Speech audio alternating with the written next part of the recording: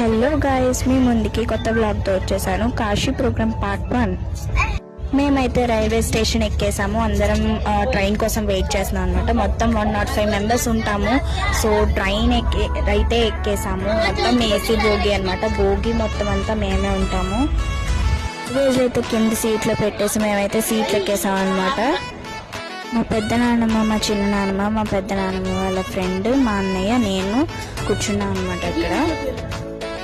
And మా తాతయ్య గారు ఇలా ట్రైన్ బయలుదేరగానే మేము హౌసీలు, అంతాక్షరి ఇవన్నీ ఆడుకున్నాము.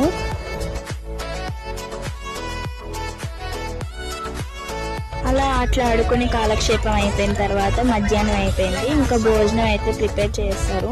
మా నాన్నమ్మ వాళ్ళ స్టూడెంట్స్ అయితే ప్రిపేర్ చేస్తారు అన్నమాట. పులిహార, దద్దోజనం, కూర అన్నీ వేస్తారు. అందరూ అయితే భోగిలో పడుకుని పోయారు. నేను కూడా పడుకుని పోతాను.